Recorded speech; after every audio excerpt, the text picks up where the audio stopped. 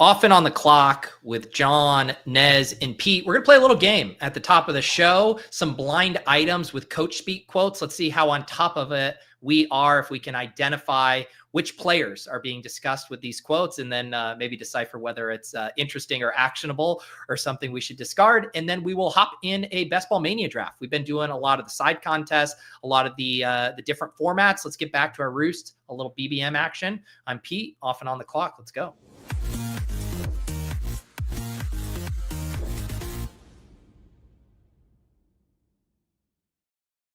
All right, fellas. I feel like when I've been writing the Fantasy Life newsletter the past couple days, it's like been pretty slow news-wise. I mean, last week we had the big Steelers stuff, Darren Waller, and now it's like we're really in a crickets period right now, it feels like.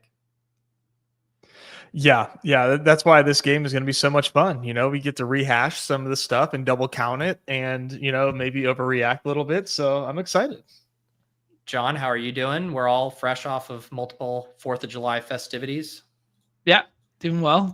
Can't complain. Life's good. Yeah, enjoying some sunshine and such. Yeah, it's all just a waiting game right now until the camp stuff starts. Like the biggest news thing this week was, hey, camp locations and what time camp or what time certain teams are going to be reporting and whatnot. So yeah, that's truly a lull when that's the high point of the week in football talk.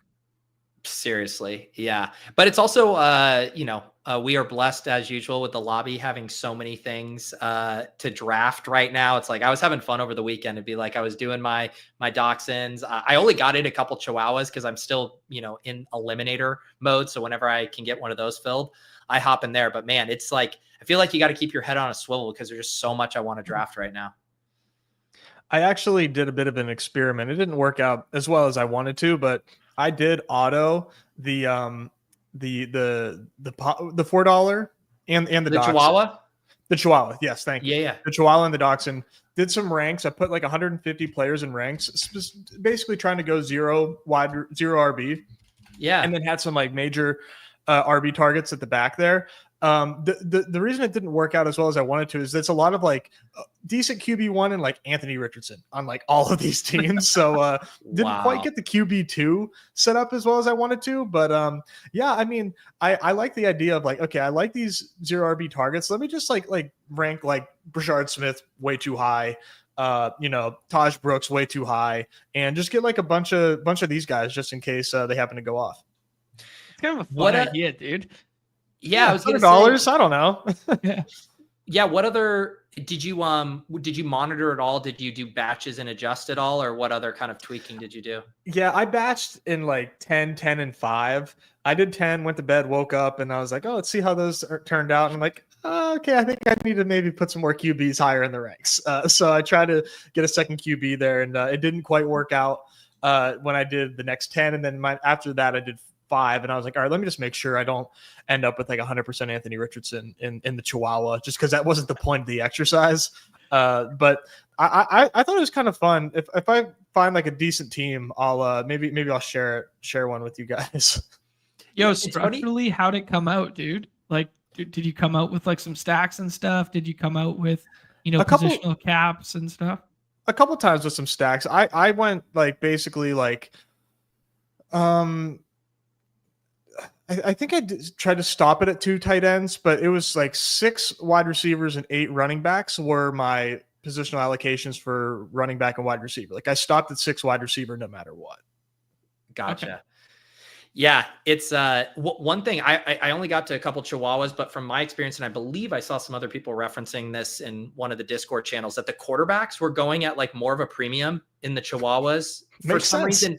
And like I was looking at one of my teams, and I had to take Geno Smith and like the 140s, and I was having to reach for. I have Richardson on both of my teams too, because I'm like, fuck, I need a QB3 here because I kept getting boxed out. So I don't know, something over 4th of July weekend had people quarterback crazy.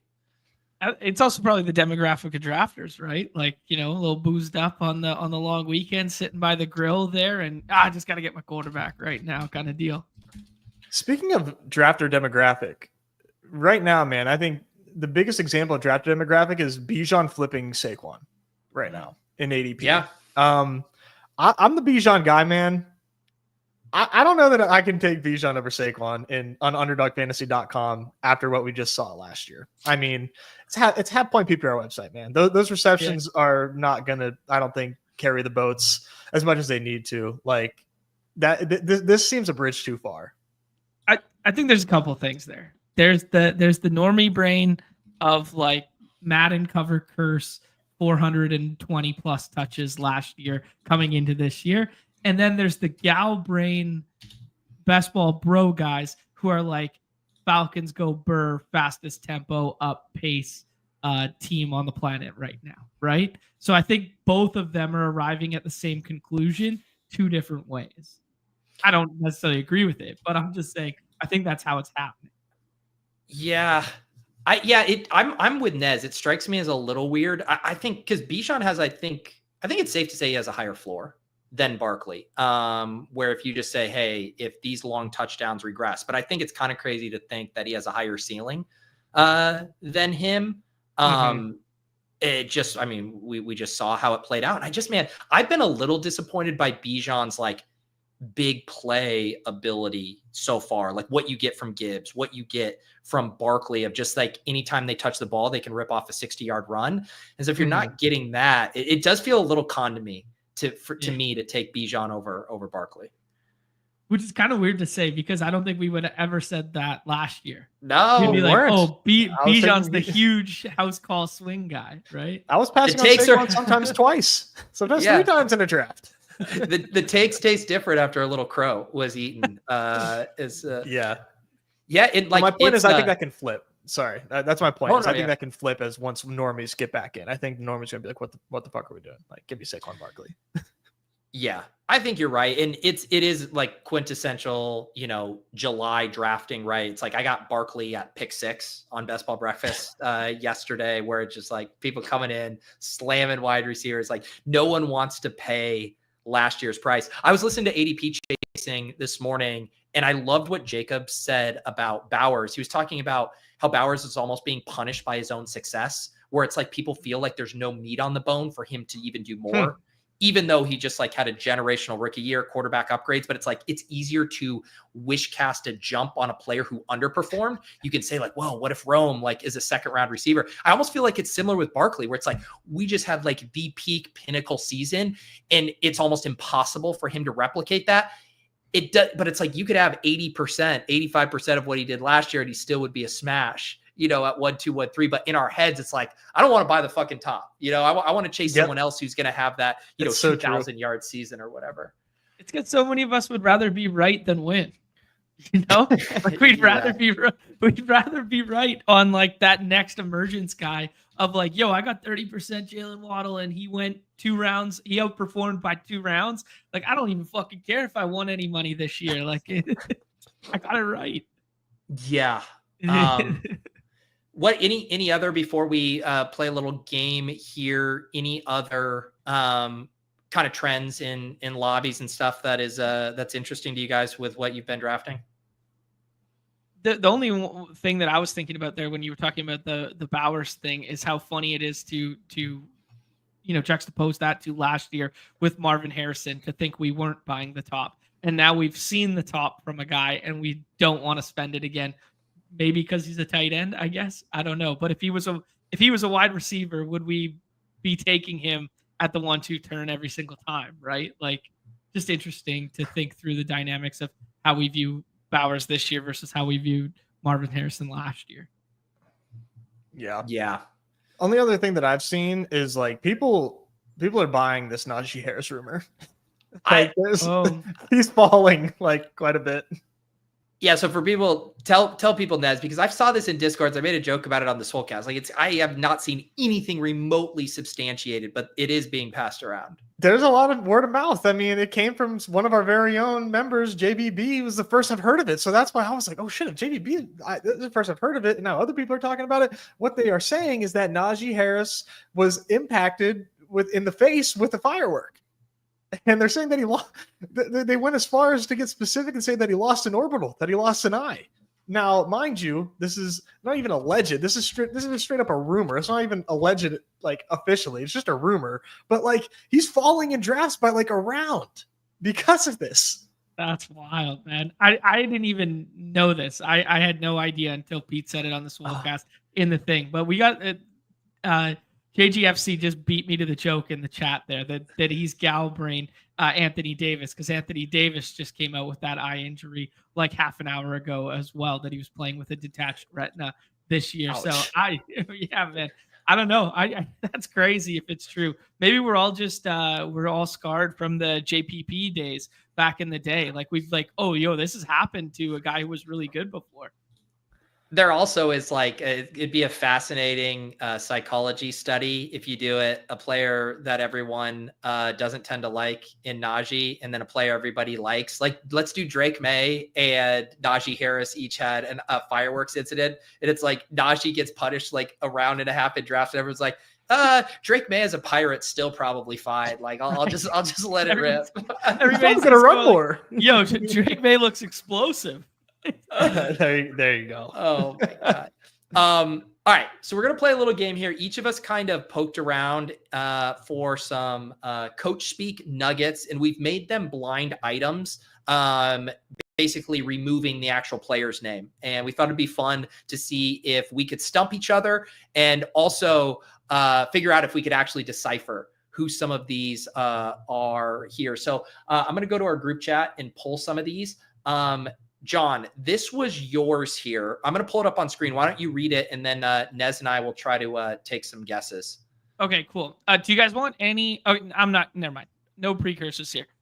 XXX blots out the name. There. Plays with great contact balance. He's tough as nails. You can use him in a variety of ways. He can catch and run routes. He has very good vision and quick feet. 220-pound. Who runs with power and toughness and personality. Do you want to go first, Nez, or should we both just like talk this out?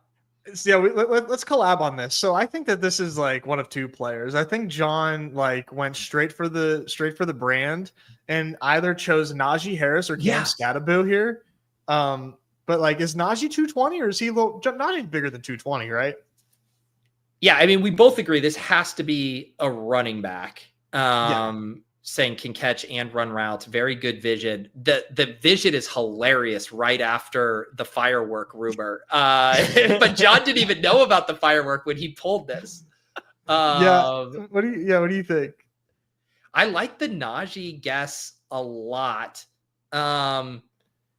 He's tough as nails. You can use him in a variety. It doesn't seem like a rookie to me. It sounds like a veteran. Okay. You can use him in a variety. Maybe I'm reading that wrong. I do feel like Najee is a good guess. Do you have any others? No. Those are my two. Like immediately, what came to me whenever he read that.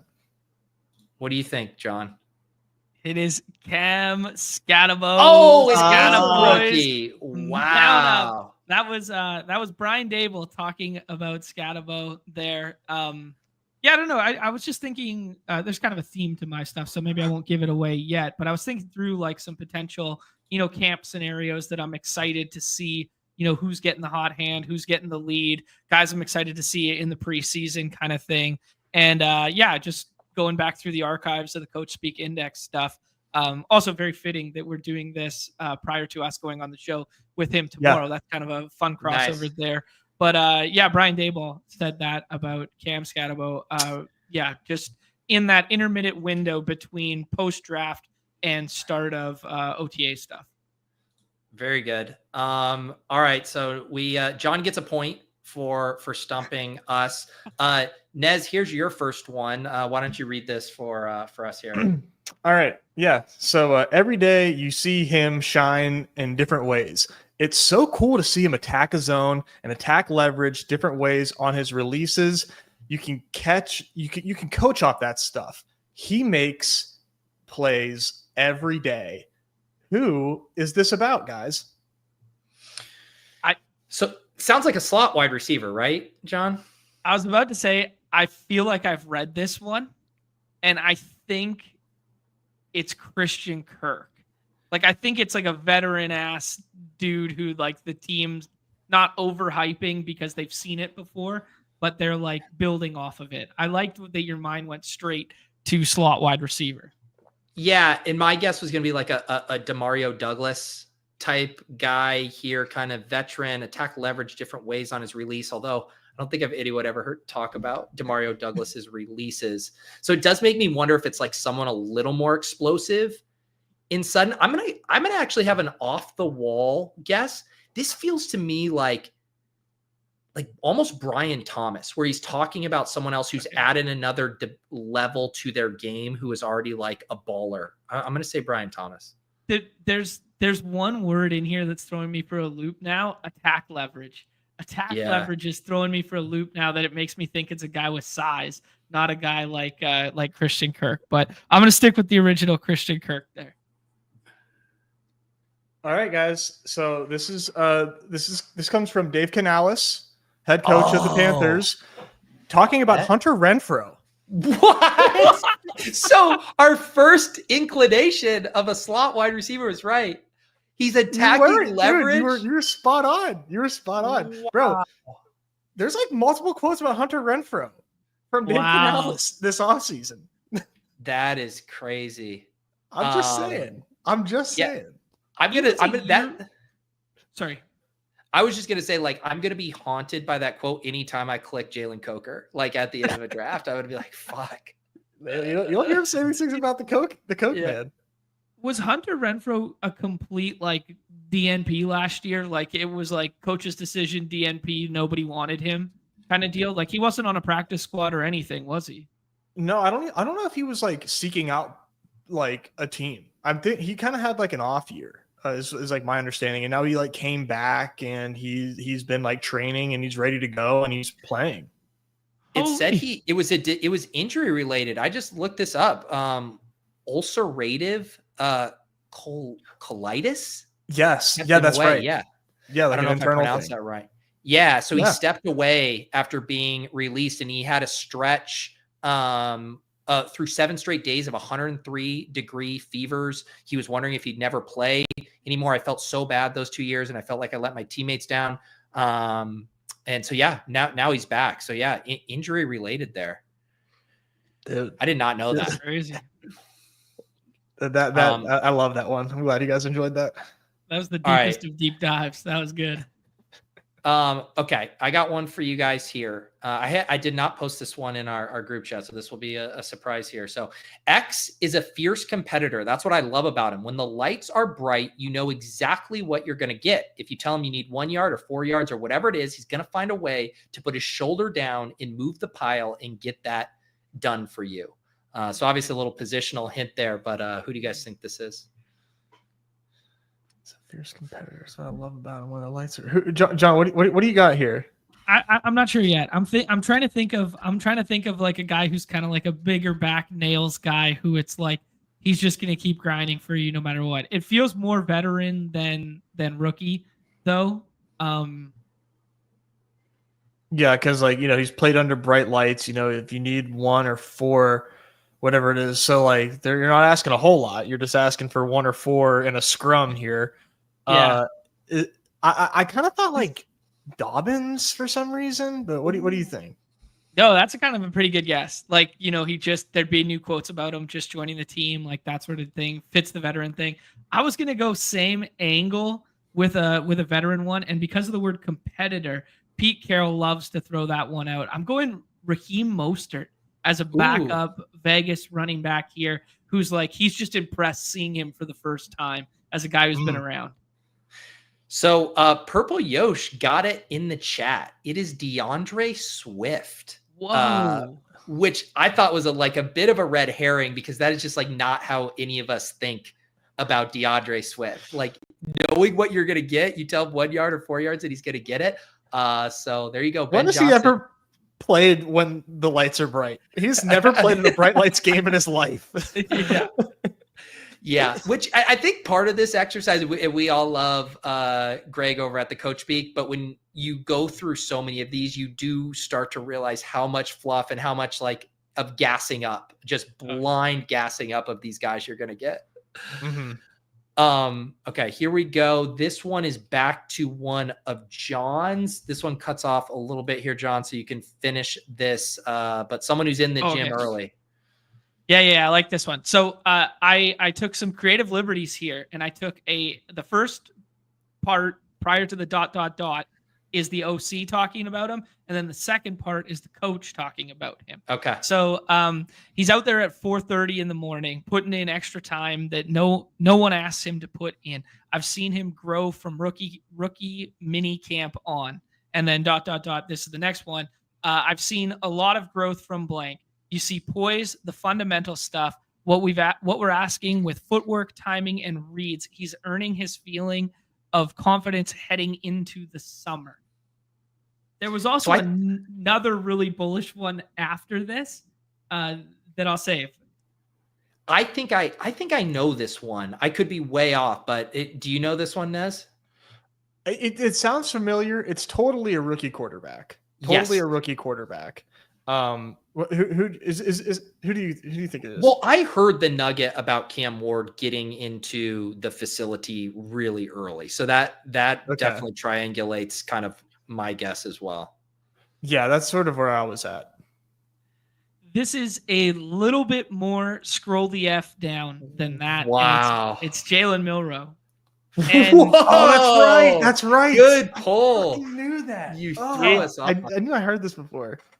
And the further quote in which they were talking about was if he could upseat Sam Darnold as QB1 before the season.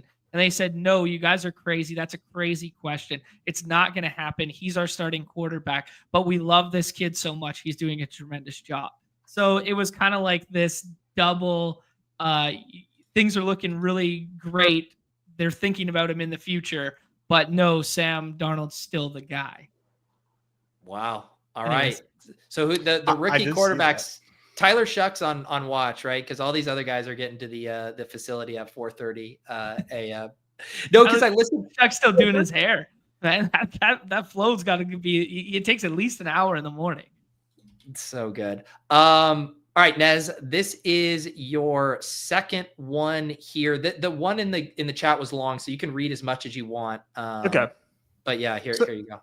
So yeah, this is just like off the rip, a very deep one. But I still thought that there's a lot of like really good stuff. Well, my bad. I had posted mine in there on accident. Let me get yours up here first. That's the one. Blank keeps flashing. Okay.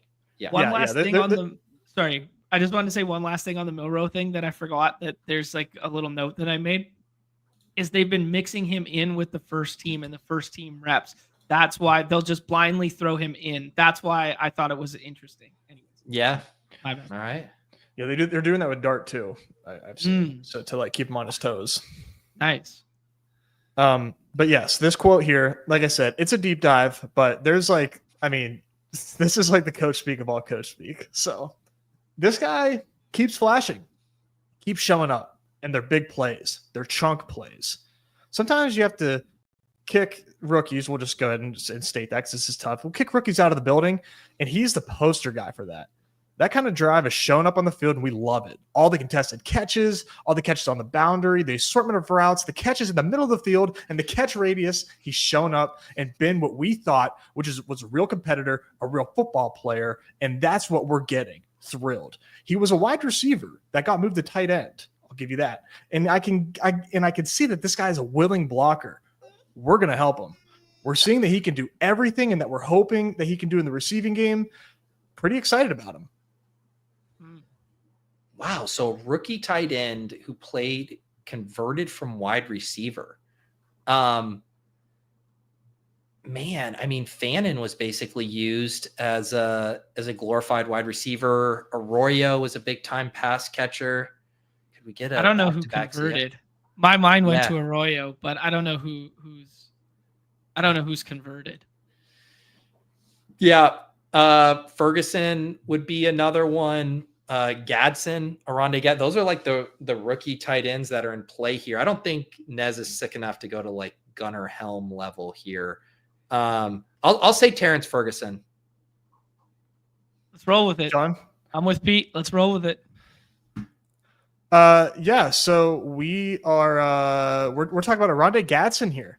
Okay. All right, Gadsden. Wow.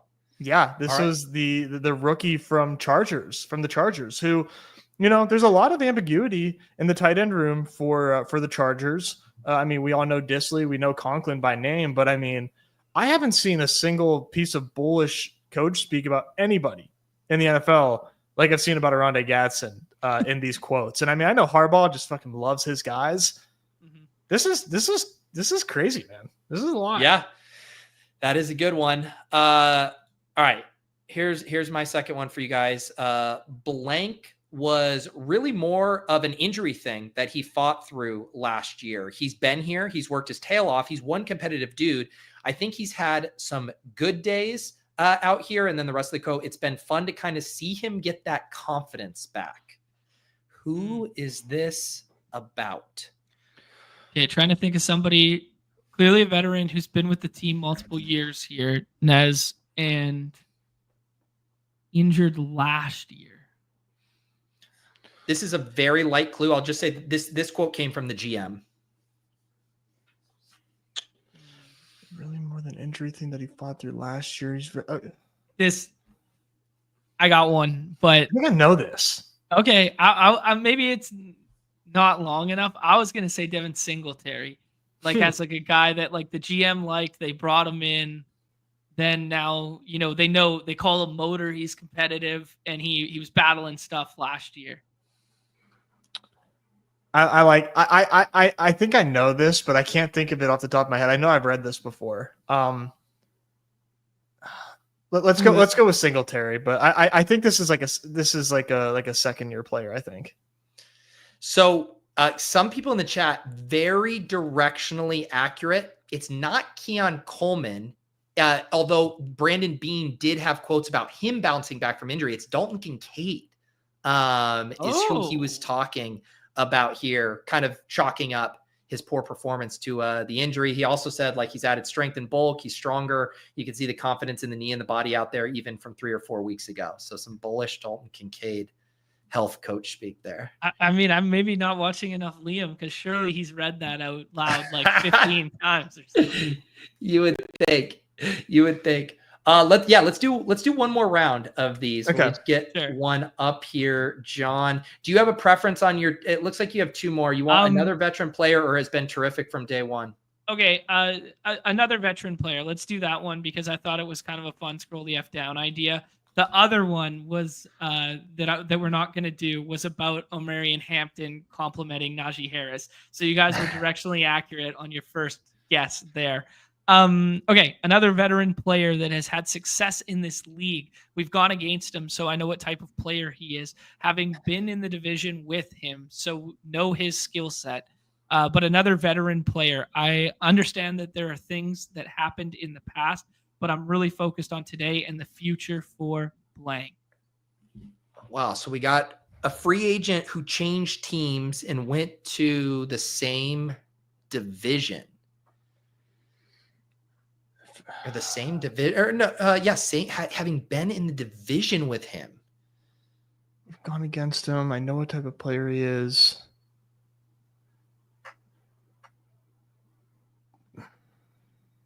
Is it no? Could it be Dobbins? Is the one that came to mind of a Charger to the Broncos. Yeah, no, Dobbins is a really good one.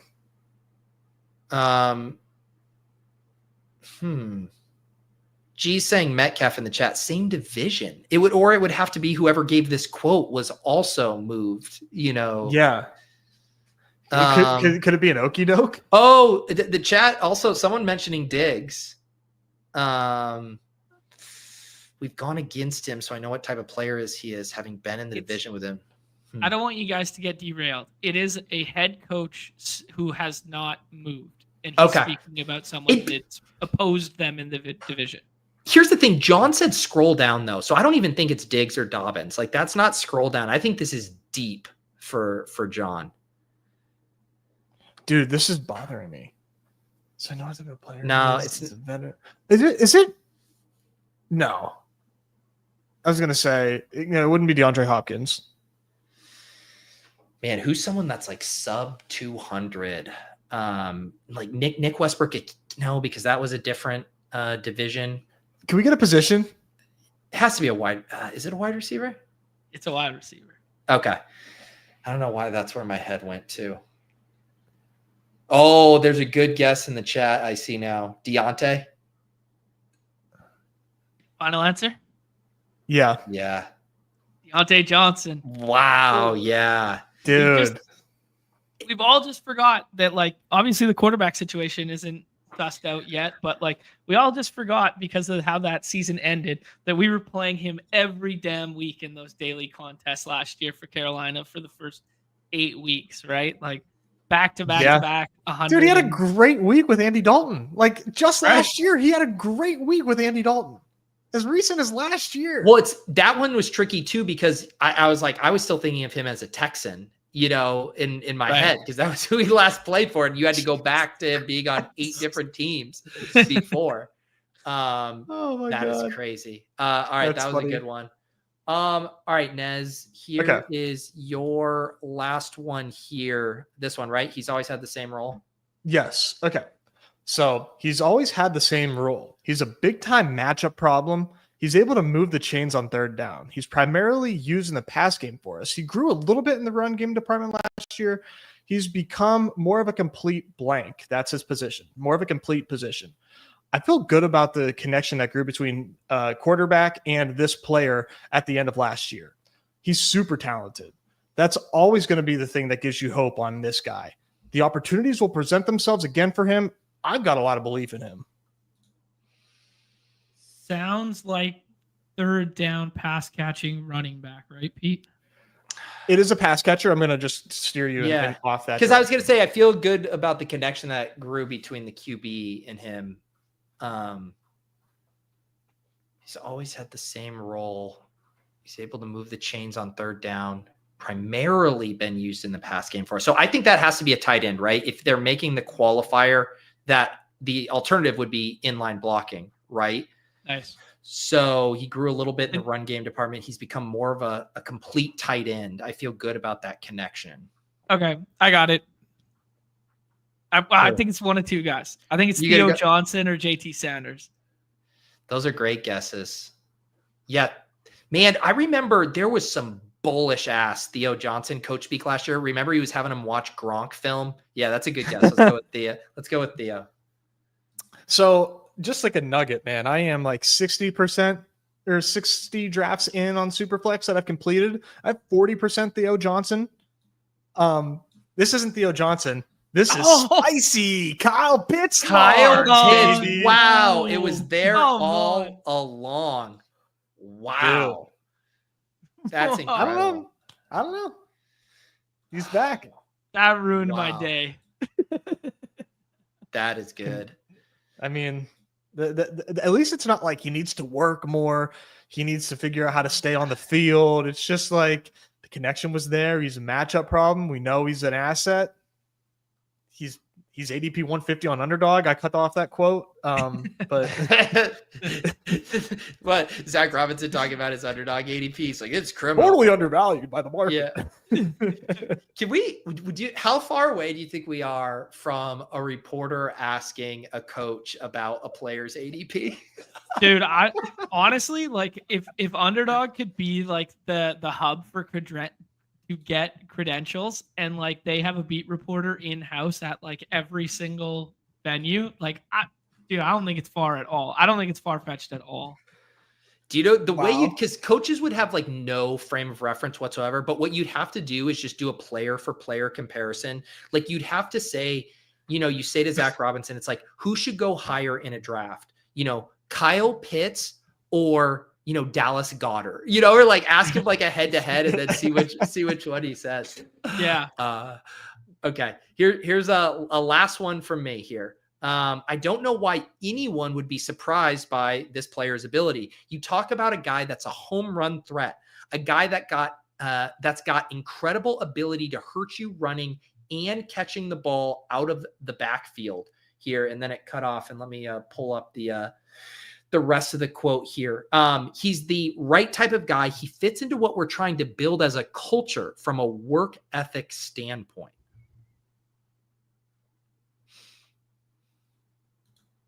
This was the head coach on this. Okay, so this is a running back. Yeah, pass catching running Yep. back. Sounds like not the lead guy though. Like this is not what you say about your lead guy. This is what you say about like the change of pace guy or whatever. My mind went to Jalen Wright and Trey Benson. Like as like he's trying to hype up the second role because the first role is so solidified.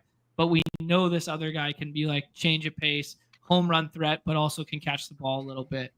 Yeah, I think where I'm and I don't have like an answer, but what I'm thinking here is this context kind of to me says like this player has shown something before, and like Jalen Wright and Trey Benson haven't necessarily shown anything yet. So that's where my head is at, but like Chat Keaton Mitchell's a cool guess. I know, I saw that. I'm ignoring it.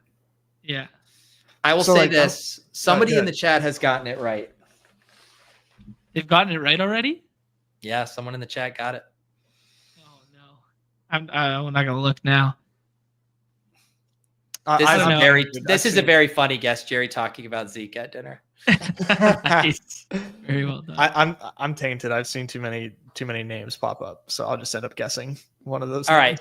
I will say the Jerry joke answer is directionally accurate because this is Brian Schottenheimer on Miles Sanders. You talk about a guy who's a home run threat. That's like the DeAndre Swift thing where it's just like what I see of this guy on the field does not match up with your description there.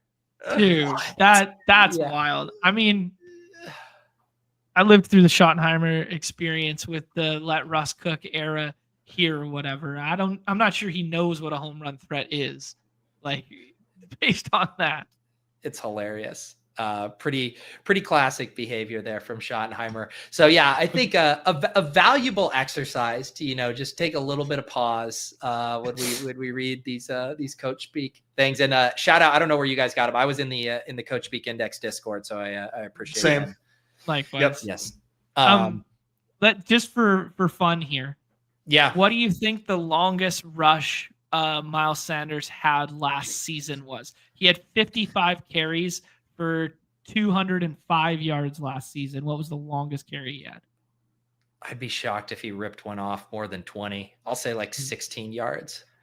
Yeah, I'm gonna say 22 yards. Yeah, it's 26 yards. Like I thought it'd be like 15 or 16. He did. Okay, this is way back, like years 1 and 2. 65-yarder, 82-yarder house call. Yeah, I don't know. Maybe he did have a little bit of juice back in the day that I'm misremembering here. Well, back in the day, yeah, on the Eagles for sure. But we talk about these guys like they're so fucking old, and this guy's like 27. the rapid perception that running backs go through. Like even today on the Swolecast, I was talking about Jerick McKinnon and just like how like in late stage Jerick McKinnon, you're almost like they give this kind of like slower pass catching back. It was like the most athletic dude in the league when he came in. We've done like the roller coaster with Tony Pollard perception. We're kind of doing it with Devon Achane now. It's wild how quickly we think of these guys differently. Miles Sanders was born in who? Austin Eckler. Yeah, that's a good one. Miles Sanders was born in 1997, and we're like, this guy's not over the hill. Yeah, his best years are behind him. 9 years younger than me. I'm like, this guy's dust. I'm like, yo, buddy, I'm still going to the gym and playing hockey every night. Like, come on, give yourself a chance. It's crazy. All right, I hopped us into BBM 6 draft here, and lo and behold, a little influencer 101 for the fellas. More people should try it. More people should try it. Highly recommend. This is where John says, why don't we take Nico to flip the board? Nobody's messing with these combos. We were dangerously close to getting the worst pick on the board, which people are saying is the 102. So that's good. No, let's see what, before you click it, Pete, let's make a guess on who, because JGFC is renowned to be a little crazy and stuff like that. And he flipped the board and took CMC there last time at the 102. Do you guys think he stays in his lane here, or is he going Galbrain on it? I'll go light Galbrain. I'm going to say he's going to take Jahmyr Gibbs. Ooh, fun. I think he takes Saquon. He's a fan of the show. He heard us talking about the Saquon stuff. Oh, snaps Jefferson. He Chalk said that to donk. you guys. What a chalk donk. The JJFC on Best Ball Breakfast did a triple elite quarterback build there that had the chat in an uproar there. So always fun to see what JJFC cooks up. That was a big first time .gif moment for me when I saw the chat in an uproar. Like, is this your first Best Ball Breakfast? This guy's been here every single Monday doing this. Yeah, I will say that the numbers are higher on Best Ball Breakfast. So I think that, there's some new people who aren't familiar with the legends who frequent those drafts, but they learned on Monday. Space is growing.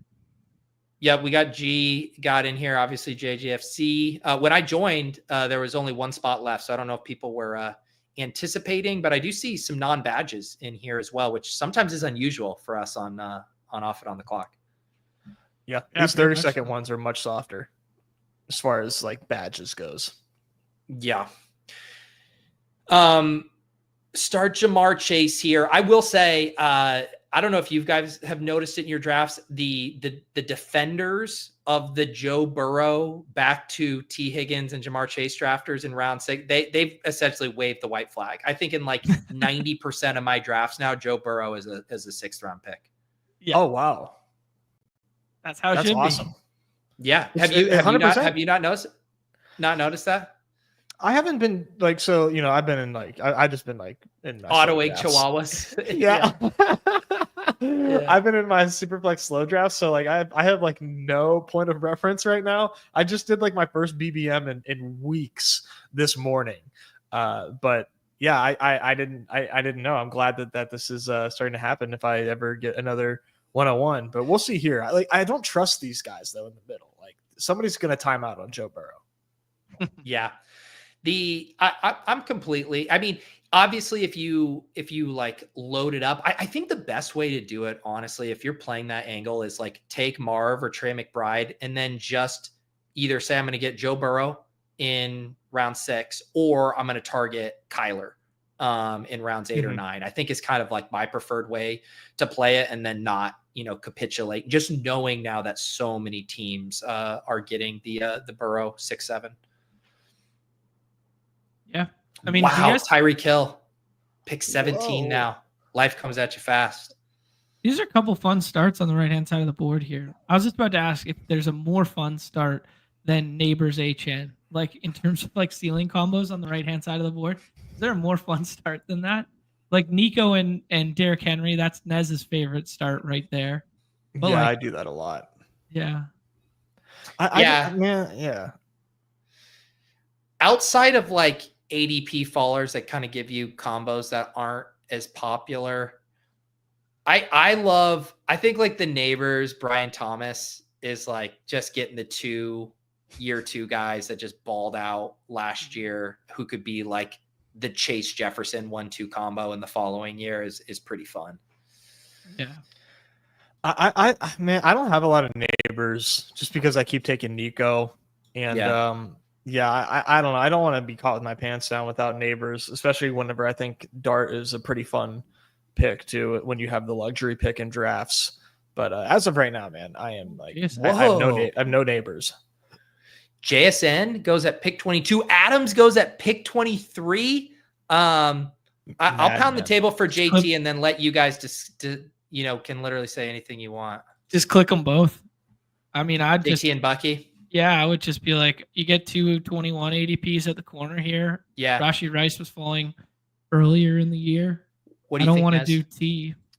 No, these are 2 great picks, man. I am starting to capitulate more on Bucky. I was at first kind of like team fade Bucky for Jacobs, but I will, hand up was like woefully unaware of how involved Bucky was in the passing game.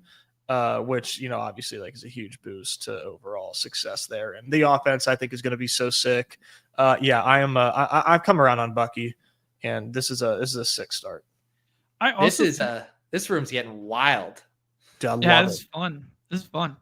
I also feel like the left-hand side of the board, like Nez and I have talked about this quite a bit with our drafting stuff, is on the right-hand side of the board, I feel very comfortable with like that pocket of running back that is like, 4, 5, 6th round. Sometimes you get like a Kyron falling back. On the left side of the board, when the running backs get pushed up in the second round there, I do really feel like I'm like swimming upstream, because it's kind of like Mario Hampton in the 4th when it comes back kind of thing, or that's it. You're kind of like waiting, or you're pulling guys from the other side of the board over. I think that's why people are super bullish on like the back end draft slots right now. So having this unique faller of running back on the left-hand side of the board, and now just being able to like pound, it feels really good. For sure. Yeah. And it was multiple picks, right? It was 3 in a row that you normally don't see in the second round. Chase Brown goes 21, JSN 22, Devontae 23. And yeah, I had like obviously flagged JT right away as unique with the 101, and it hadn't even registered to me that that Bucky was there as well until you said that. It's kind of weird that these running backs, like as far as like JT, Bucky, and Jacobs go, they go in a different order in Superflex, or at least they were, because Superflex is closed and it's only slows right now. That didn't really make sense to me. It was like Bucky, Jacobs, and JT, I'm pretty sure, was the order in Superflex for some reason. Really? Maybe a stack thing. I don't know. I'm trying to think. Yeah. Well, where did Baker line up? Like pick 12, I think, or something. Right. Like he was like, yeah, he was going super early. So maybe people forced it a bit, like to force like the stack with the Baker stuff. Yeah, I could see that. I don't know. Yeah. Mm-hmm. Yeah. And it does kind of like with what John was saying too. I think it lines up ADP wise really well to get these two running backs here, because 4-5 turn, other than an Amari and Hampton fall, there's not a ton there at running back that feels good. 6-7 turn, I don't necessarily love that pocket for running back either. So man, getting the 2 there really sets you up nice. I think just where kind of the value pockets are. Mm-hmm. Yeah, you're kind of hoping for a Kyron fall or a Brees fall there, which like John and I have gotten on stream before, and those teams end up looking sick. On the right-hand side, yeah. Mm-hmm. Yeah, Solver Series videos back to back. We got those in there. Oh, that's right. I was like, yeah, I haven't got to check that out yet. So you guys are recording those when you're on the clock in a slow or? No, we're doing yeah. So we're doing some of the slows on the clock, and then we're doing some of like the ADP tracking tool or portfolio management tool stuff on the Best Ball Explorer, and then we do a live draft that we kind of just talk more freely than we normally would through. Nice. Yeah, no, this has been a lot of fun. Our drafts have been sick in there. So I think just the fact that we're not on stream has been pretty helpful to having better looking teams. Who would have thought? Who would have thought? Yeah, I always remember that when I streamed all 150 of mine, and how even different times or different shows I did would have different vibes to the draft rooms. And it's like a best ball breakfast room versus Swolecast room, versus an after dark room or whatever. It is nice to draft at different times, and you get some natural variety that way. Yeah.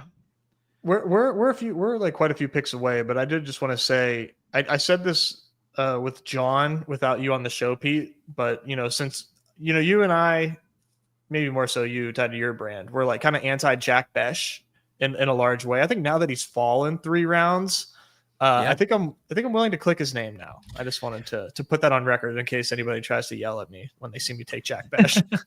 I've been taking him in the 160s. I've gotten multiple shares there. ADP 153 continues to fall. Like I'm definitely on board there. All right, let's buckle up here for the 4-5 turn. As anticipated, no running backs here other than Chuba. Hurts, Sutton, Pickens, Waddle. Waddle's week 16 opposite Chase, and week 17 opposite Miami, which is a kind of fun double whammy. Yeah, I like Waddle and Pickens here. Yeah, I think I like Waddle and Pickens most here. Perfect. Gives us stacking outs too. I mean, most guys do at this point in time, but yeah, I like the stacking outs. Maybe that's a better way of framing it. Yeah. I like that as well. Yeah, the fun double dip with Waddle with the correlations, and then Pickens is just such a fun click. I think there was a quote from Dak today about him, but Ooh, I need to find that. It just if he can just keep his head on straight, I think he's just gonna have a monster year. I know. I don't know how he doesn't. I just can't get my mind away from the fact that this is going to be the best offensive environment he's ever been in, and they're going to throw the ball a ton. I mean, he's just such a no-brainer for me right now, man. Like I have to tell myself not to take him whenever I'm in drafts. Yeah, I feel similarly to that in a big way there. That's something we've talked about. Also, you throw in the kind of like random wild card of like Turpin, not that like he was going to take a bunch of stuff away, but he was going to take like some of that deeper threat or gadgety type stuff away. And then you throw in, his legal problems now, whether it turns into anything or not, but just even clearer runway. Yeah. Yep. This will be an interesting one. We'll see if JGFC doesn't have Higgins. Where did the Higgins end up going? Oh wow, Higgins fell all the way to 31. Oh no, that's bad news. See, is it? Because I almost wonder if it's when it's closer, it seems way more of a value, right? If he slides all the way to 70, or maybe at 66, speed sees a shiny toy that he must have. Okay. No, that's actually that's a good thought. That actually makes more sense. Here's this quote is about Pickens, but at first I thought JGFC was just playing our blind item game. You turn on that guy's tape, he's getting separation. He's got separation, even when he's not getting the ball at times. And when he doesn't have separation, he's still making the catches. Take a drink for every time they said separation. That's not. I didn't even think that was like his calling card. It's more so just like an amazing contested catch. Right. Yeah. I thought that was the thing, is he doesn't get separation, but he doesn't need it. Wow, he's separating now too. Do you know what is your, like, when you, and I know Nez is probably more loaded as a Steelers fan, but like, what is the first thing you think of when you think of George Pickens? You want me to go? What is it? Yeah, you first. Oh, it's the fight down the tunnel in the Georgia game. Like, really? Where he's just, oh yeah, instantly. Like I just go, oh yeah, that dude's a dog. Like he just beat the shit out of anybody, punch you in the mouth. It's also the fact that he took like a whole year off to nurse the injury, or like to recover from the injury, and then came back out of nowhere for like the SEC championship and was like, I'm just gutting this out. Yeah, Ron Artest vibes. That's so well put. I always just think of him. Meta world peace soon. I would just think of him standing in front of the TV on draft night. That's always what I think of. Yeah. So I think of it's like a twofold thing. The iconic like parallel catch he had when he was like parallel to the ground, stretched out. Yeah. But part of the why I think about it, it's like a very moment in time. It was when NFL All Day had just released. And I remember being like, oh, this is the coolest moment that is on the site. And I was like, I remember like shopping around, like trying to find a good moment to buy the George Pickens catch. And so whenever I think of George Pickens, I always think of NFL All Day, which is just such an unfortunate parallel thought there. That's pretty good. I can't believe I didn't take off. Yeah. What the hell? You stashed that one with the Fred VanVleet ones, Pete? Yeah, the Fred FVVs are still in the vault. There we go. And it's going to become a true vault. I feel like at a certain point, I'm not even going to know how to log back in to access. Okay, speed does take Burrow. There yeah, I mean that was we were kind of screwed either way. It's definitely not deterring me from taking Jamar Chase, but it definitely sucks, right? That like it's kind of tough to stack the 101 in a way that makes sense, because like stacking Burrow at the 4 or 5 with him is just not the move. It's a hot. I don't know if it's a hot take. It doesn't deter me from taking Chase. It deters me from taking T, and it certainly deters me from taking them together. I'm with you, John, with it. Like I don't mind Alpha Chase by himself, just knowing he can go nuclear and Burrow can have like a 22-point game. But it's like if you're doing the Chase and Higgins, like you need Burrow absolutely ripping in the playoffs. Mm-hmm. I think in a vacuum, if we just like ran the data on that and we did that with like obviously the Jalen Waddle, it's just one slate, bad sample size. from last year with like Tyreek and Waddle. But like I think it would come back to just be saying like it's way too much draft capital spent on, and they're like literally bad picks. We're on the clock. I like Caleb Johnson a lot, and I've been warming up to Ricky Pearsall, open to Green Bay wide receivers. What do you I think? like Caleb Golden. Okay, let's say Caleb. I'm not going I to like Caleb. say no. I'm not going to say no to Caleb. I think we can all agree on Caleb, and then maybe this becomes a 4 running back team. I'm Team Nez here to take the ceiling shot on Golden over Pearsall, like just because I think he's better, but I'm happy with either of those two. Yeah, I was seeing if there's any correlation stuff. JT week 16 against Pearsall, but I'm good with any of these guys. Yeah, I really like Golden. I have trouble when I see his name. I just click him. Dude, is it the same as the Tank Bigsby fallacy all over again? That like if his name was like Matthew Jones, like we wouldn't click him as much, but it's Matthew Golden, so we're like, fuck yeah, let's go. I don't know, because his name is Matthew. If his name was like if his name was Tez Golden, he's a 1-2 pick. Here's the part of the reason I've been a big Jawan bull and click him a ton, Kittle as well. But I've wanted to start to include Ricky there, basically from a CLV standpoint. I feel like very strongly that when the Ayuk pup stuff gets more finalized, Ayuk's going to drop, and Pearsall and Jawan are going to push up like pretty significantly. Like by that, I mean, I don't know, 8 to 10 picks. Like I think the market is going to become like wake up and become very bullish on like, holy shit, like, in the way that it's kind of being ignored right now. So I'm like, I've been a little hesitant about Ricky, and I've been taking the Green Bay wide receivers over him until now, where I'm like, let me get my Ricky now. We've already seen what happens when Kittle moves up. It's going to happen for these guys. So I'm just like, when he's at ADP, I'll take him, and then I'll let him go when he's going like pick 64, in a month or whatever. Yeah, it's good shit. I'm with you, Pete, and I will say too, just to kind of like bolster that point too, is like Jawan has moved up quite a bit. And I don't know how much more room Jawan has to move. Like, can he? Like, there's some pretty strong resistance in front of him. Like, will he flip Roma Dunze when that news hits? Probably. Will he flip Travis Hunter? Potentially. Will he flip Zay? I don't know. Like the Zay Sutton Ridley resistance there is pretty strong in my opinion. But Ridley, I think, has a ton of room to run, right? There's a lot of guys I can see, or Pearsall rather. Ricky Pearsall has a ton of room to run, I think. And like, and even Kittle, I think, is facing some strong resistance by those running backs. I agree. Yeah, I think you factor in, everyone's worried about the Cleveland quarterback situation with Judy. Addison is going to get hit with a suspension. Everyone thinks Deebo Samuel is fat and over the hill. Everyone's terrified about Chris Olave's concussions and his quarterback situation. Godwin, people are kind of neutral on, but he's the most expensive there. Like a wide receiver can rocket up through that range. Yeah, Ricky totally can, for sure. And even the Green Bay guys, I think to obviously they have less hard news that can really shift that. But I think, if there's more news that comes out about, Jordan Love is playing hurt, or wow, Golden looks incredible, Jaden Reed looks incredible, we're thinking about using Jaden Reed in more 2 wide receiver sets. Just that tier in general, Pete, like you said, is super fragile and could be totally shifted into the 7th round. I agree.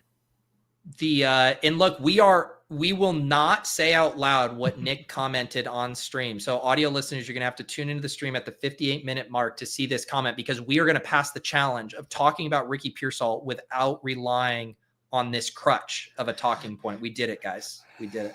Way to go, us.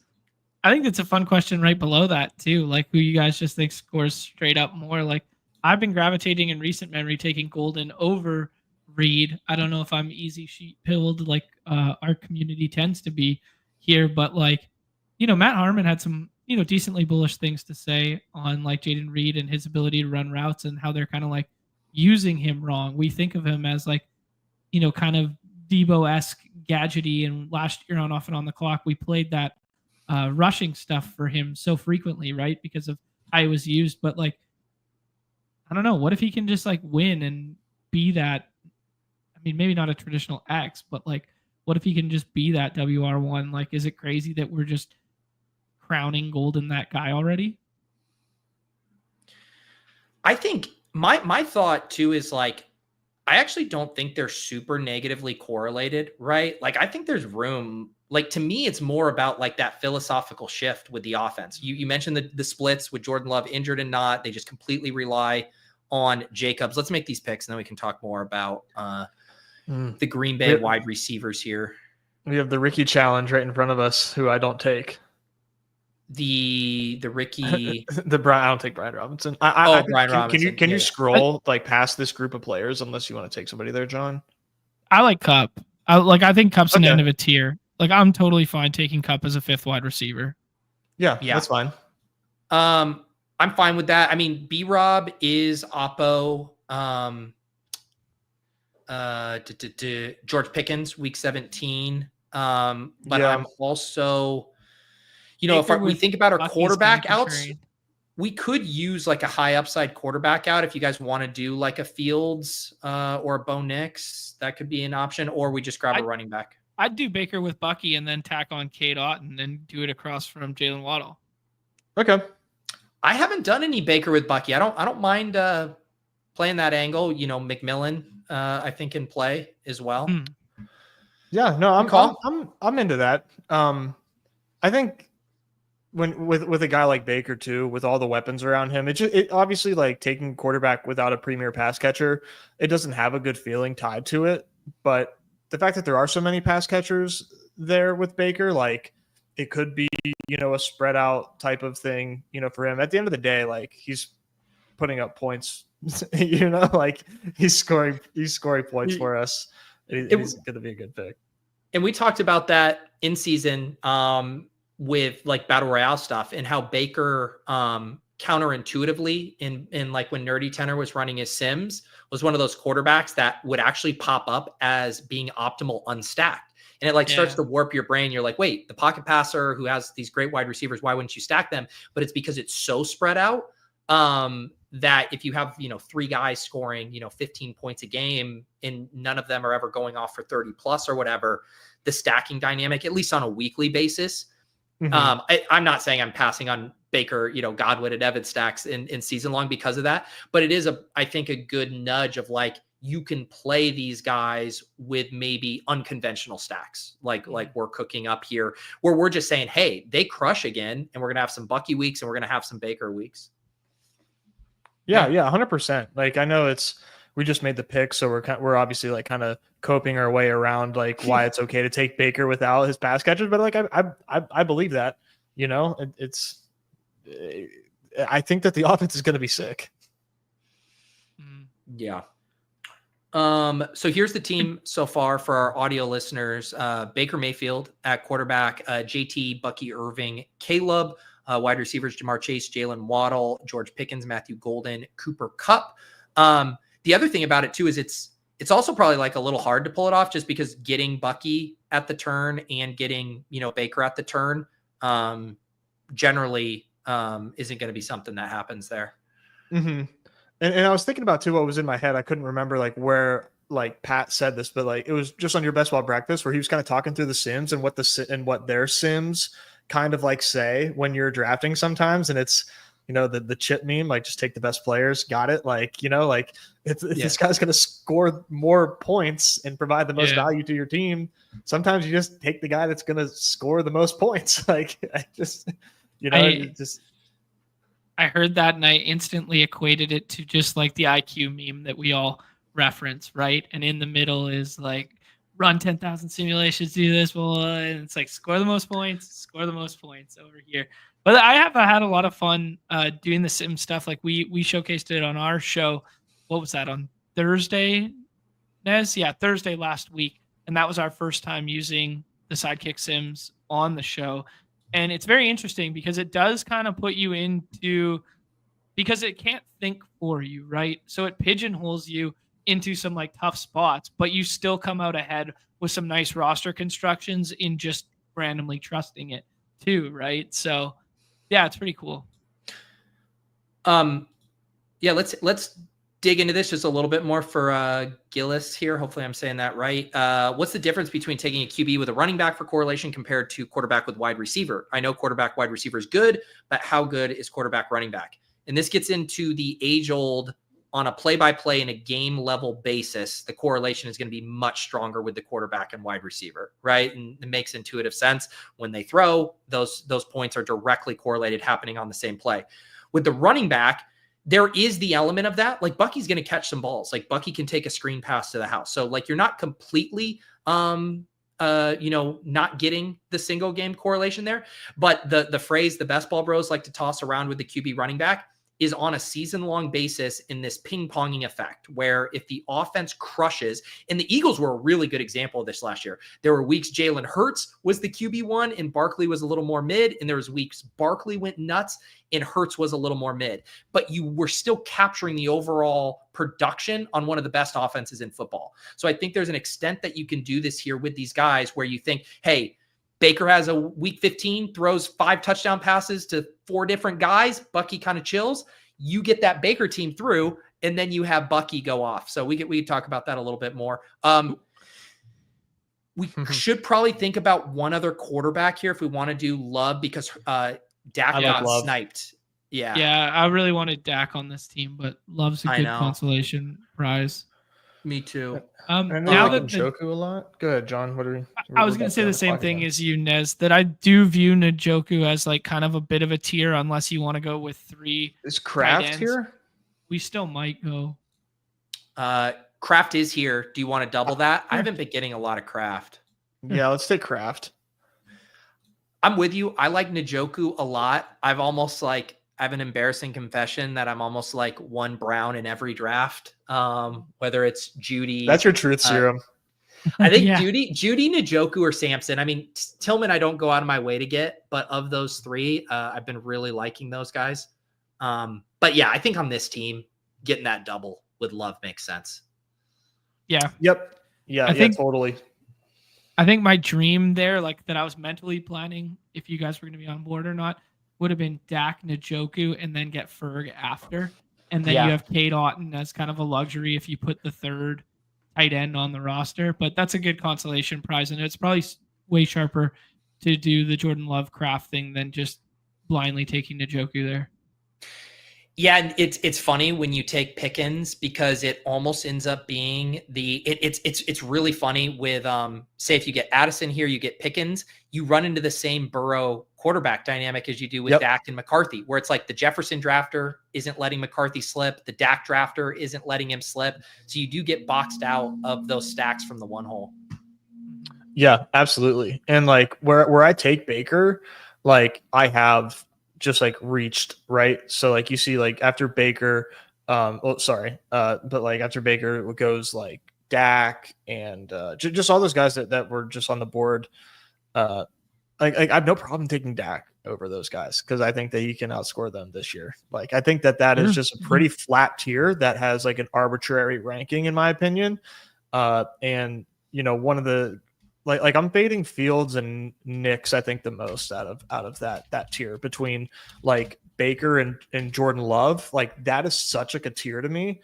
And like I said, I think I'm, and it hurts to say, but I am, I think fading Fields probably the most out of this group. Yeah, I think I would put Fields up a little closer to the Baker side of the equation there than you would, Nez. But then that kind of Bo Nix, Caleb, Drake, Goff, Dak, like Love, I'll take any of them in any order if it makes sense to me. That one doesn't really matter to me. Yeah. I like the instances I tend to like. Obviously, if I have Wilson, I like Fields. But even then, too, if the room feels very quarterback hungry I had a Terry, I had an AJ Brown, I had a Khalil Shakur, and it's like I have limited stacking options to build around, then I'm like, I like Justin Fields. Like, let me get a guy that I don't have to stack. I'll tack on, 1 or 2 of Braylon Allen and Mason Taylor. And like, this will be the way I play Fields. Yeah. I love when somebody clearly joins late in the chat. If the answer is Deontay. Love it. We're like nailed it. Interstellar, like watching from the from the bookshelf. No, good reference. Sorry, it is. Great. They those are fun too. Like I I did the Jeopardy thing, and you put the chat away for the game, but like then they answer the question in the chat is just like everybody guessing with it. It always reminds me like it was like short form improv games, and a lot of times, you bring a guest up on stage, and like when you first watch, they'll ask a question or you're trying to name things or whatever. And the person on stage is, they're struggling. And for you in the audience where you have nothing else to think about other than the answer, there's no pressure, there's no lights on you. It's just the easiest thing in the world. It's like, how the fuck do you not know that? And then you go sit in that chair and it's like, all of a sudden my entire brain goes blank and I can't think of anything. Yeah. I couldn't name Scandinavian baby items. I had no idea. Oh yeah, I couldn't think of Scandinavian words. I mean, like I couldn't even tell you. And then I have a Duna, and like I could have said that. Yup, that's how it goes. All right, let's check in here. So that last turn we did the Baker with Bucky. We also have the Waddle bring back, and then we did the Jordan Love and Kraft to tack on with Matthew Golden. So we got 2 quarterbacks, 3 running backs, 5 wide receivers, 1 tight end. So in good shape here, positionally, those 5 wide receivers in the top 100, running back room solid, quarterback room solid, and then probably going to be a 3 tight end build, but Tucker Kraft perfectly fine as your tight end 1. Yeah, his team's nasty right now. I actually really like this team. Yeah, I'm having fun. Yeah. This end of the here down draft window where we talk about, or Pat talks about every player being worth, $1 at that tipping point of like whatever, round 15, call it, that sort of deal. This is where I get a little nervous with, we got this GM cooking, like how gal brain do we get in the moment kind of thing. Well, I was going to bring up like the Rashad White thing. Would this be a spot you do the Rashad White with Bucky? Why don't I hate it? Is it a trap? We could also do Jaden Blue with Pickens. I'd rather do Blue with Pickens, I think. Okay. I'll put that in. Let's not completely rule it out. Wide receiver, we're in kind of a tough range here. Tillman, QJ. You could just reach for Dobbs, who may or may not come back if you want to triple Love. What do we got tight end wise? Tight end, we're in this dead range. Jonnu, and then 14 more picks until Pitts. What about Benson for the Chase correlation and upside swing? If you just I like it more than the Hancock idea. I think we're done at running back after we do that, though. Yeah. I think what's so. that? 5? Yeah. 5, the 3 or 2 early, 2 rookies, and then the pure handcuff. I think that's a pretty solid 5 running back room. Yeah, I like that a lot. That's a very fun room. Good call on the Benson opposite Chase, and a nice little slide there, 138 to 145. I think that works out nicely. Yeah, I'm a Benson bull, man. I think he's good. It's just like I don't think that he's gonna I don't know how much of a standalone role he's gonna have with Connor healthy. But I do think that Benson has some big playability in him. Yeah, just looks fast. The Benson, like the one take, and it's because this has been one of our collective favorite players whenever we do drafts. It's like I've had a really hard time with Charbonnet just relative to some of these other contingent back upsides, where I do think like the Benson bet is like very, very similar to the Sharp bet and arguably better in that Connor's age, compared to Walker's. I guess people could argue Walker is more injury prone or whatever, but I think Benson is like a near bell cow. Dude, Benson has a smash in the weighting. I mean, this dude ran a 4.39. He's 6 feet. He's 6 foot tall, like 216. Like he's got everything that you want, man. Just not the role yet. Mm-hmm. Yeah. There you go. 4 rounds later than Sharps. Yeah, I know. As you alluded to. Yep. Another a little tease for the Eliminator video too. Like Sharps takes such a hit. These guys where the whole reason we like Sharps and BBM is because it's like bam, late season, Walker's wear and tear. Give us bell cow Sharps for 15 through 17. in Eliminator, if you make it to week 15, you're already banking $20,000. But Zach Charbonnet might not have been able to help you get there through the first 6 or so weeks. Pete, I said it like so often. I can't wait for this video. I'm so excited for this. I am. You really got me hype on it. Hopefully I haven't overhyped it. It is fun. I kind of, I've done like the strategy videos before and the draft videos, and this one's like I mashed it up. So like the first 25 minutes is like the strategy, and then I hop in a draft and try to like kind of accomplish the strategy angles there. So yeah, it's like a 50-minute video. So and Chris, yeah, because it's like 25 minutes strategy and 25 minutes draft. Okay. So, and Chris crushed it with the graphics and stuff. So yes, I'm literally right after the show, I'm going to go publish it on Deposit Kingdom. So you guys can check it out. I mean, it's just littered with, arbitrage and game theory. So I just, I'm just excited. Well, I think I'm going to probably write about it for the PO box this week when I write up my newsletter, but it was like working on the video is the most fun I've had since like thinking about week 17 and that initial like light bulb moment of like this is like DFS and all of that. And I don't know, it makes me think too, people love to draft the same stuff over and over again, but I think for the ecosystem to grow and evolve, like these alternative formats are like so I don't even want to say like good, I want to say like necessary, for like the health of it. And John, for sure, agree from like poker standpoint too, but I'm like just getting so jacked up for thinking about a new format as opposed to just like we're not solved in BBM, but like a lot of the inefficiencies are dried up. Right. Yeah. Like we're playing No Limit Hold'em over and over and over again. Yeah, which is fun, but it's also really fun to think about a different game. Let's play a little PLO. I think I got a really good comp. Oh, let's save it for after the pick. Okay.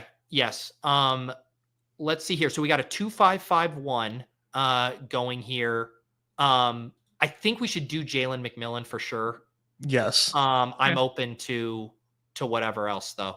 That's nice that we didn't take Rashad now. Yeah, for sure. You could also do Kate Otten as well to do the tight end thingy. We could double it, or you could do Ertz opposite. Yeah. I don't like Ertz, to be honest. I'm just I'll overrule on Ertz. I think McMillions and Otten is cool. Or another wide receiver, or even do we have a quarterback available? Sorry, the other thing I was going to say was Tua with Waddle, but then you have 2 week 17 game ones. But Otten might come back. Yeah, it opens up Waller, which is I know crazy. I'm saying that. That's a crazy fall. Sorry, I totally forgot we had Waddle. Yeah. Let's take advantage of that. We have Waddle 149 to 169, 20 pick fall. And I do think that 2 quarterback from the same game things is mitigated a little bit when you have the 3 quarterbacks, right? As opposed to having both your eggs in the same basket. We still have the out to the Love game as well. Yeah. This is fun. I've been, so I finally did a little bit more of like a deep dive on Pat Bryant as opposed to just kind of like listening to somebody that I trust and their words on Pat Bryant. I think Pat Bryant's about to fall. I think we're already kind of witnessing the fall of Pat Bryant here. He was going at this, like in round 14 pretty often. I definitely feel like it's less cut and dry that he's on the field a bunch. I was watching like one of like Matt Harmon's videos on him and then like, I like to watch some film, it's highlights, but I like to kind of just like try to keep an objective eye with looking at that. And really like the TLDR from what I gathered is like Pat Bryant is like not a separator. And he also runs like a 4.6 40. So I do have just like some concerns. Like, can he just be like a finesse physical, just like put the ball up and I'll grab it guy? I think that's a difficult bet to make, I think. Yeah, when's the last time Sean Payton just let a rookie wide receiver play football? Yeah. Good point. Yeah, I've clicked Bryant a lot, but even today on the Swolecast, I mentioned Troy Franklin. Mims is now getting a lot cheaper. Like I've gotten Mims in the 150s at some points too. So I still really I don't mind the price on Pat Bryant here, 172. I don't think it's like crazy or anything, but I do want to spread out my bets on those Denver pass catchers because it's the epitome of ambiguity. Yeah. Mm-hmm. Yeah, I think Troy Franklin is interesting for a late round pick if you have a Knicks team for sure. All right, you guys ready for comp guy? Yeah. Trey Benson, this year's Chuba Hubbard. Everyone forgot that he was supposed to be RB1, maybe RB2 in the class of the previous draft year. He has an underwhelming rookie year. They still address the running back position, i.e., give James Conner the extension. In Chuba's fashion, it was drafting Brooks.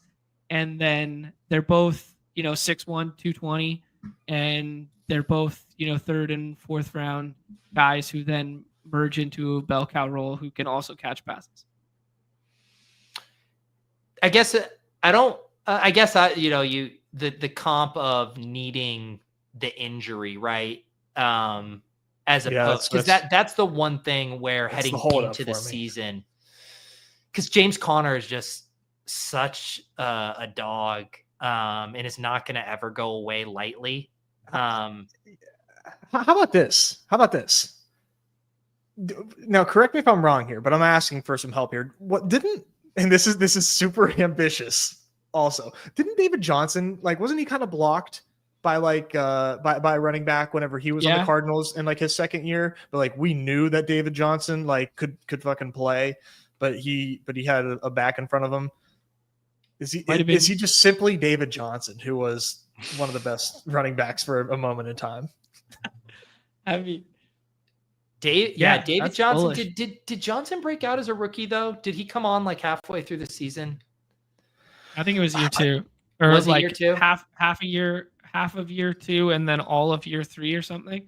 I'll look it up. I knew when he broke out, it was halfway through the season. I just couldn't remember if it was rookie or sophomore year. Oh no, it was rookie year. It was halfway through the rookie year. 121 touches for 581 and 2 scores. Then he full breaks out the following year with the 1,200 yards, the 16 scores, plus all the receiving work, 80 catches, 800 yards. Wow. And then he gets injured at the tail end, or he gets injured the first game of the next year, and then was never the same. And that was I'll never forget that. Yeah, that broken wrist, dude. That was heartbreaking because I had him in my big home league, and just game 1 losing that. God, that sucked so bad. So we have a 3-5-6-1 here. We're done at quarterback. We're done at running back. One of these picks definitely should be a tight end, if not 2. And then we could play around with a final wide receiver selection, depending on how we like it. I think that one of them has to be Waller. Good with it. All right. Let's just pick our favorite tight end then. I know Nez likes Sanders or Theo Johnson or something. Let's just roll and take one if we don't love a wide receiver more. I do think the wide receivers here are a smidge better than they normally are. Wandell and Michael Wilson falling pretty good. We could do Wilson with Benson. Let's do it. Okay. Do a little play that, Chase, Wilson, Benson in that Week 17 game. Comp guy again. Who? Michael Wilson, Nico Collins. Year 3 breakout. Wow. Chiseled out of granite. Physical specimen. Yep. I think this sets us up really well, and then we can pick who we want our third tight end to be.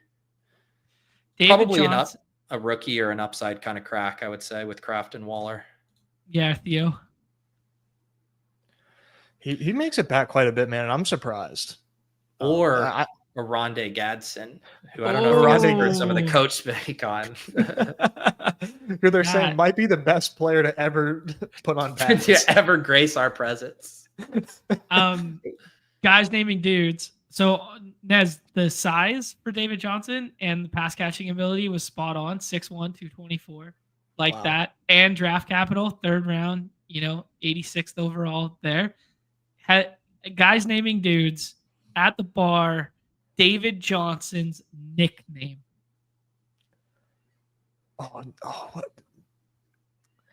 Can I have a hint? It rhymes. Is it impossible? It rhymes.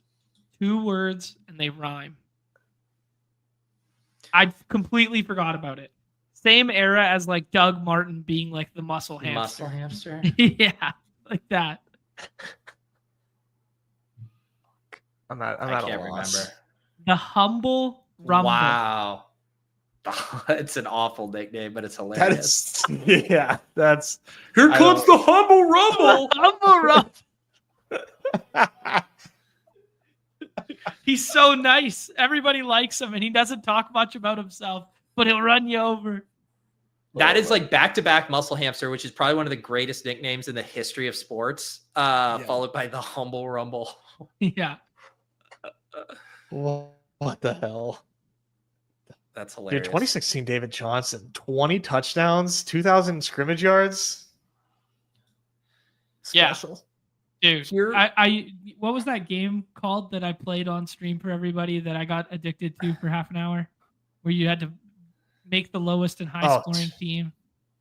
I can't remember what it is called. I forget. Oh yeah, what was that thing? I saw you guys posting screenshots in the Discord, and I never looked into what it was or like how you even played it. NFL Parry, that's what it was. Okay. NFL Parry, and I got addicted to making the lower. Shocking development. You playing low ball, yeah. The grossest teams, and I found out like, Kadarius Toney had like a minus that you could sneak into the lineup and stuff. Anyways, David Johnson, I think he wasn't optimal, but he was like a top 12. I think it was top 8 running back season ever. With All that right. season. I didn't realize how good was it Brian Westbrook's best season was. Yeah, like 22, 25 season ever. Yeah. Do you remember that, Pete? Because that took me by surprise. Was that like late 2000s? So this was 2007. Yeah. Brian Westbrook, Pete, 1,333 yards on the ground with 7 touchdowns. That's an awesome season. He caught 90 footballs for 700 yards and 5 touchdowns too. Wow. That's crazy. It kind of makes sense why we all. I had no idea. That was literally right now. I can tell. Sorry, it's all right. That was the year before I started playing fantasy football, so that's why I don't have strong memories of that one. Because I played 2008, which was I had D'Angelo Williams on my team. Who it was the like Thunder and Lightning. Him and Jay Stu were like ripping up the league in 2008. That era is why everybody became obsessed with these like all-purpose running backs that could pass catch as well, like the CJ Spillers of the world was in that same area. And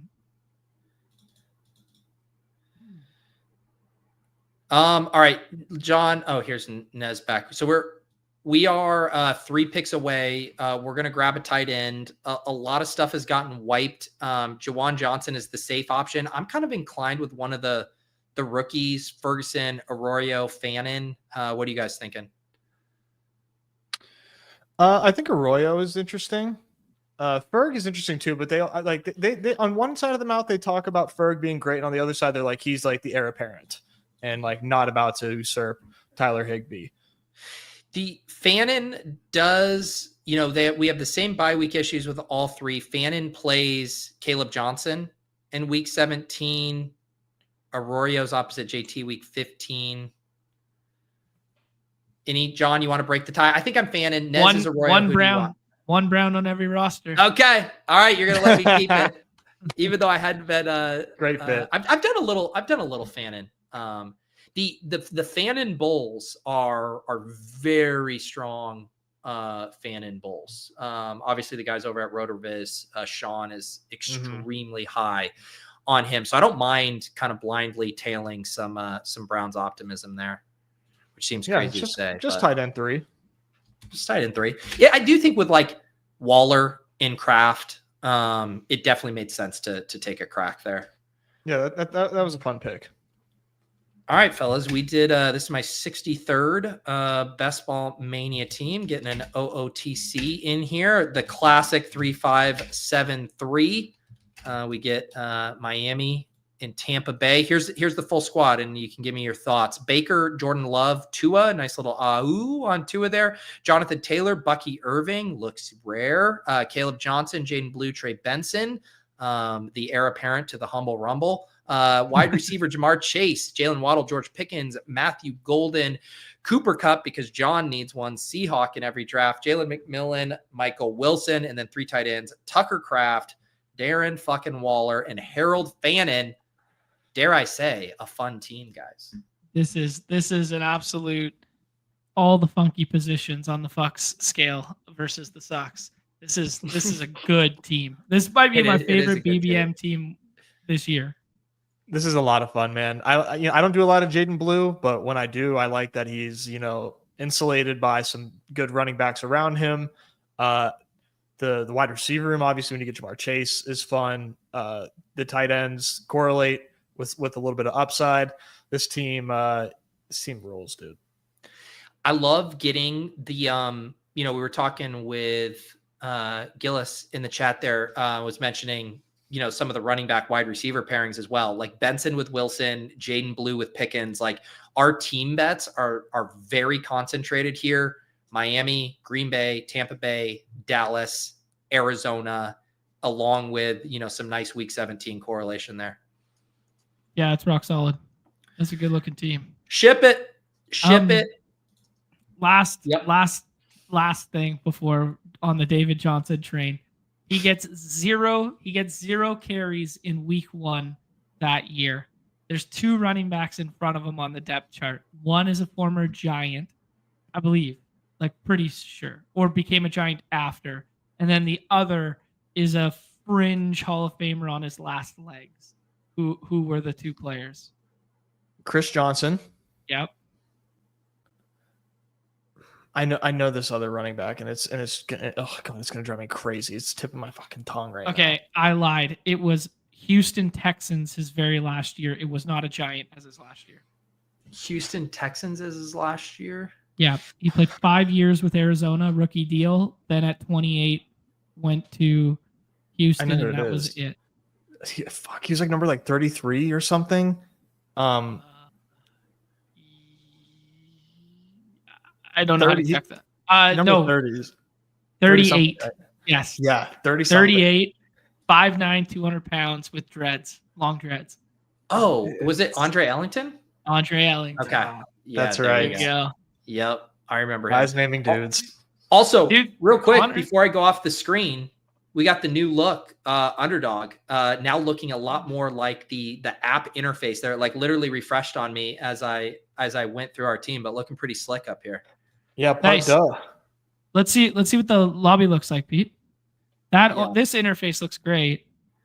The lobby, drafts yeah, look look clean at that too. I like the little the progress bar. It's very slick. I like the font change nice. too. Font change.